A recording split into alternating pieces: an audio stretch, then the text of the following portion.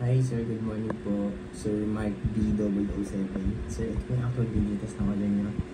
Palit GeForce GTX 1050 Ti 4GB. Ayan siya. Sir, gamit lang kayo rated na power supply. At least 500 watts pwede. Yung rated at branded lang po. Sir, ako po yung ginamit.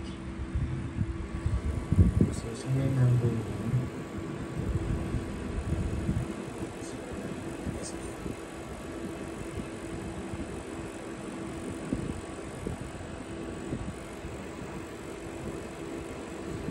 Sticker po. Sir, pwede bawal po kasi yung mga warranty sticker para po in case may problem, papalitan po namin kayo, i-help po kayo namin troubleshoot. Pero pag open po siya, may nasa yung video card, kasi void po yung warranty na hindi po namin. So, yung warranty claims na binuksan po yung video card, binuksan po yung warranty sticker. Ano po sir, might po po.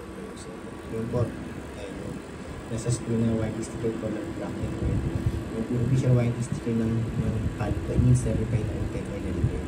So please note po sa bawat video. Buksan yung video card. Pag may problem po, message ko na kami.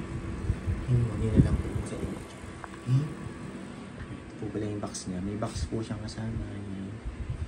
Ito sa per mark test.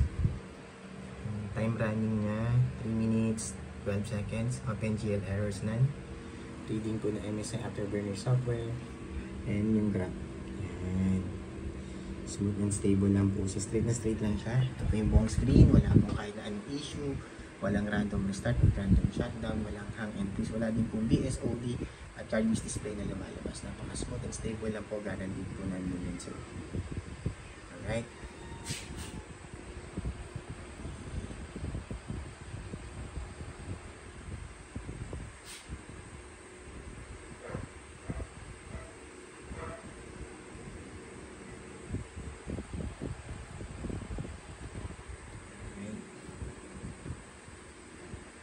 Running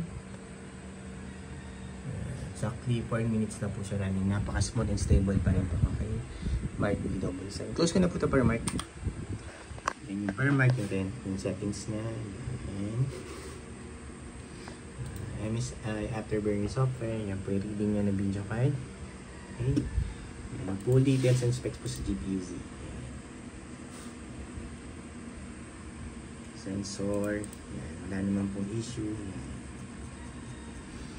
Right click po for this driver check. Automatic install naman po yung driver, wala po kayong magiging problema. So Windows 10 and 11. Minsan hindi rin siya nag-automatic install, pwede naman po i-download and install, wala naman pong difference sa automatic at manual install. Importante nag-install po yung driver, yung pinakamahalaga.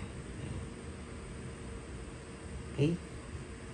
Tapos, apply po Google Chrome for time and date checking pala namin yung real time.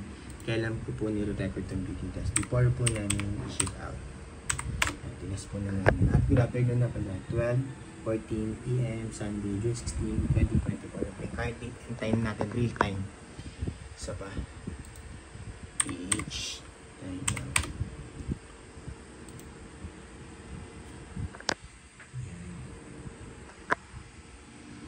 Alright.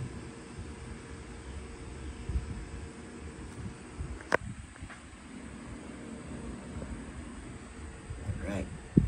Same lang po. Kung gusto nyo po i-double check kung real time or legit, yan po yung website. Pwede nyo po i-double check. Ito din po isa.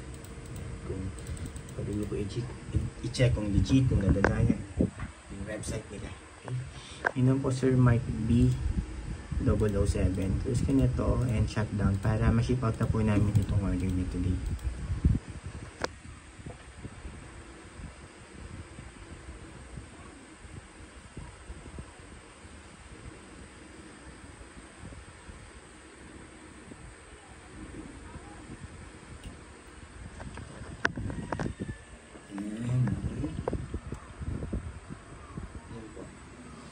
Ayan po sir, thank you po. Sir, ang panood lang po ulit pala. White sticker.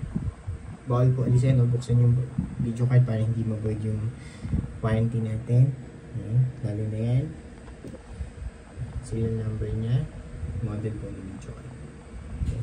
Palit GeForce GTX 1050 Ti Storm X Edition 4GB GDDR5.